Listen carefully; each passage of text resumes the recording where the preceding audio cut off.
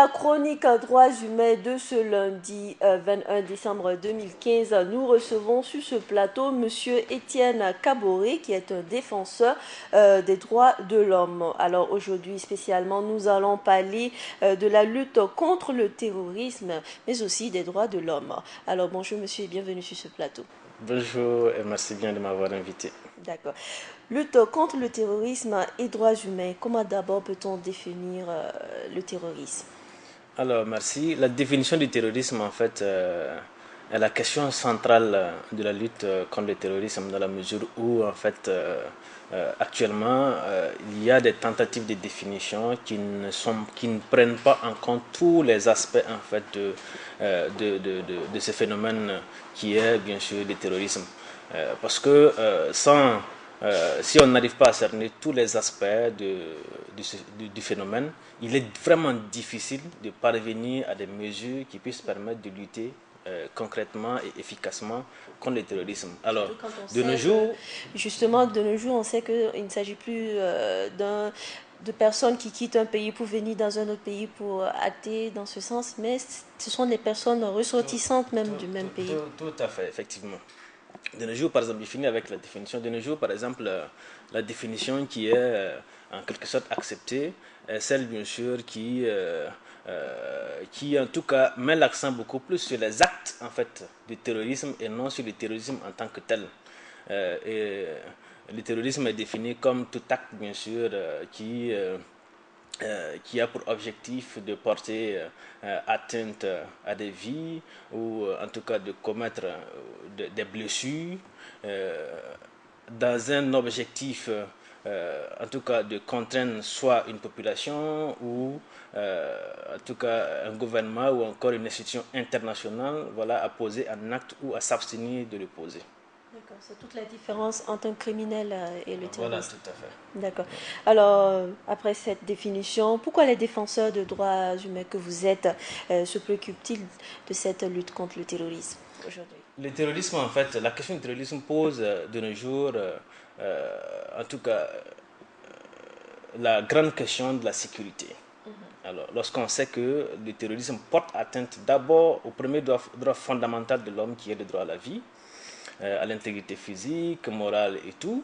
Et lorsqu'on regarde également dans les territoires où le terrorisme est quand même se fait sentir, on se rend compte que les droits de l'homme n'arrivent pas à être bien sûr respectés ou appliqués. Les mesures du gouvernement ou de l'État qui vont dans le sens bien sûr de la mise en œuvre effective des droits de l'homme sont compromis dans la mesure où les hommes même, les individus sont limités dans leur droit d'aller et de venir, ils ne peuvent plus se réunir parce que c'est caractéristique bien sûr des risques et tout ça. Ça fait que, Mais ça bien sûr, s'impose, ça porte un coup vraiment à ce que les droits de l'homme soient respectés, que les gens bien sûr puissent s'épanouir. mais ça s'impose vu l'état d'urgence qui est là. Ah oui, tout à fait. Ce n'est pas dans l'ordre des mesures prises par exemple par le gouvernement pour limiter cela. Le terrorisme en lui-même limite cela. Dans la mesure où, lorsque vous savez qu'en partant au marché ou à une rencontre, vous pouvez être victime, par exemple, d'actes terroristes. Si on prend l'exemple du Bataclan à Paris, alors c'était bien sûr dans le cadre bien sûr de loisirs et autres que les gens se sont retrouvés et voilà, ces actes-là ont été commis. Donc ça fait que ça limite en soi, voilà, la liberté d'aller et de venir, de réunion et tout ça. Et aussi, pourquoi les droits de l'homme, les défenseurs des droits de l'homme s'intéressent vraiment en tout cas à la lutte contre le terrorisme, c'est le fait également que toutes les ressources ou financements qui pourraient être utilisés dans le cadre bien sûr de la mise en œuvre des droits de l'homme sont utilisés pour lutter contre le terrorisme. Et alors, les droits de l'homme n'avancent pas, l'application ne se fait pas sentir, elle n'est pas effective. D'accord. Alors, parlant de cela, est-il possible de lutter aujourd'hui contre le terrorisme sans porter atteinte aux droits humains, surtout parlant de clichés? Tout à fait. Cette question est vraiment très importante et fait encore appel à la définition en fait, du terrorisme. Alors, si le terrorisme est défini de façon claire, vous savez, vous convenez avec moi que le principe de la légalité, par exemple, des peines, exige qu'il y ait une définition qui puisse permettre de pouvoir appliquer, voilà, en tout cas réprimer un terroriste ou un acte terroriste, voilà, sur la base de la définition. Il faut d'abord cette définition. Sinon, cette définition, si elle n'est pas assez claire, et si elle est large, elle permettra de sanctionner même des actes qui ne sont pas terroristes. Parce que même des manifestations, des revendications et autres peuvent être du coup tomber sous le coup du terrorisme et être sanctionnées comme telles, dans la mesure où la définition n'est pas assez claire. Ratisser l'âge alors. Voilà, tout à fait. Donc il faut une définition assez claire et stricte qui puisse permettre vraiment d'identifier les actes terroristes et le terroriste lui-même pour le poursuivre et le sanctionner. Il y a aussi les garanties qu'il faut mettre autour de cela. Parce que, voilà, même en tant que terroriste, il a droit à la vie, il ne doit pas être torturé, il ne doit pas être... Paradoxal quand même. Oui, mais tout à fait, parce que le défenseur des droits de l'homme défend quand même la dignité humaine. Et qui qu'on soit, on reste toujours humain. Même les terroristes, vous les défendrez. On ne défend pas les terroristes, on défend la dignité humaine.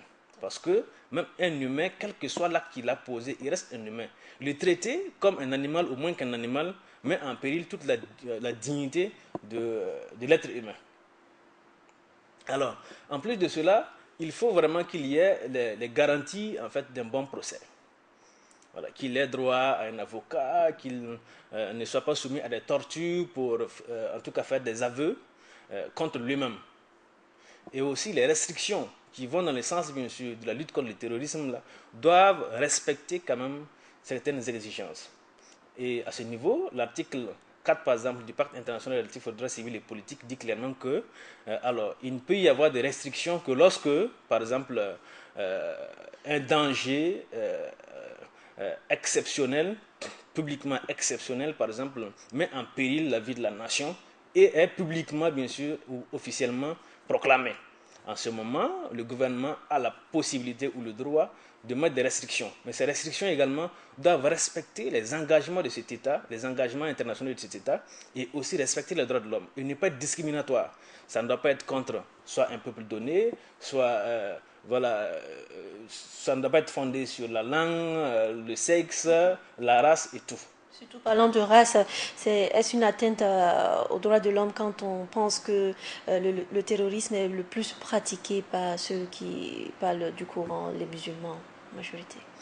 Alors, tout à fait. C'est en quelque sorte de nos jours un problème dans la mesure où il y a des gens qui stigmatisent automatiquement tous ceux-là qui sont des musulmans et qui, en tout cas, adoptent certains comportements qu'on voit rapidement ayant des tendances terroristes.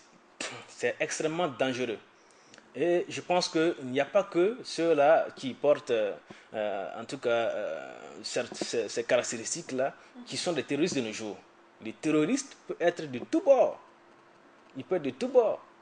Ça dépend du mobile pour lequel, bien sûr, voilà, effectivement, ils commettent ces actes terroristes-là. D'accord. Une nouvelle manière donc de faire du terrorisme un peu partout dans le monde. Alors, certaines mesures restrictives des droits et des libertés ne sont-elles pas légitimes dans certains contextes, notamment dans la lutte contre le terrorisme, Monsieur Etienne? Oui, en fait, les restrictions également sont quand même prévues par le Pacte international relatif aux droits civils et politiques, qui permet quand même de restreindre certains droits et également faire la différence et montre également les droits qui ne sont pas, qu'on ne peut pas restreindre. Par exemple, dans le cadre de la lutte contre le terrorisme, il est possible de prendre des mesures. Je pense qu'on connaît déjà certaines mesures qui sont prises au plan international et même au plan africain, voilà, telles que l'interdiction, par exemple, du port du voile intégral. Il y a également la limitation des restrictions allant dans le sens, bien sûr, de la liberté d'aller et de venir, de circuler, de réunion et autres restrictions également qui sont, à mon sens, quand même légitimes dans la mesure où ça permet en fait d'avoir un certain regard et un certain contrôle en fait de l'évolution du phénomène du terrorisme dans la mesure où de nos jours là, le terrorisme également ne vient pas d'ailleurs forcément comme vous l'avez dit, vous l'aviez dit, ça peut venir également en tout cas au plan national et même local, voilà, à l'interne. Donc il faut souvent par des restrictions arriver à suivre comment est-ce que ce phénomène évolue afin de prendre les mesures qu'il faut, les mesures adéquates pour empêcher voilà, l'évolution, par exemple, de ce phénomène-là. Alors, qu'est-ce que je voulais dire par là? C'est surtout parlant du terrorisme et de ces clichés. Quand on sait quelles pourraient être les conséquences du terrorisme pour l'Afrique exactement, et quand on parle de race dans le terrorisme, Alors, surtout, pourquoi surtout les Africains? ah oui, quand on parle par exemple de race, ça devient encore dangereux. Je pense que il y a des États européens où, lorsqu'on voit un Africain, en tout cas, qui s'habille d'une certaine façon, il est rapidement assimilable à un terroriste. Voilà, il y a par exemple tout à fait, il y a par exemple même les immigrés, voilà, qui sont également stigmatisés dans la mesure où voilà, il y a certains terroristes par exemple qui ont suivi cette vague d'immigration et autres pour commettre des actes terroristes. Donc je pense que à ce niveau, il y a également, il faut faire vraiment attention. C'est pourquoi bien sûr, je pense que l'ONU a demandé bien sûr à tous les États en fait de faire attention lorsqu'il s'agit par exemple de réfugiés dans le cadre bien sûr de la demande de droit d'asile. Il faut en fait faire attention pour ne pas stigmatiser un groupe donné ou des individus, voilà, qui pourraient en tout cas s'apparenter à leur sens à des terroristes. Ok. Merci à vous, Monsieur Etienne, d'être passé sur ce plateau. Mesdames et messieurs, c'était la chronique Droits humains de ce lundi. Était là sur ce plateau Monsieur Etienne Kaboré, défenseur des droits de l'homme. Nous avons parlé de cette thématique très d'actualité. Il s'agit de la lutte contre le terrorisme et droits humains, ce qui vient mettre fin à la chronique du jour.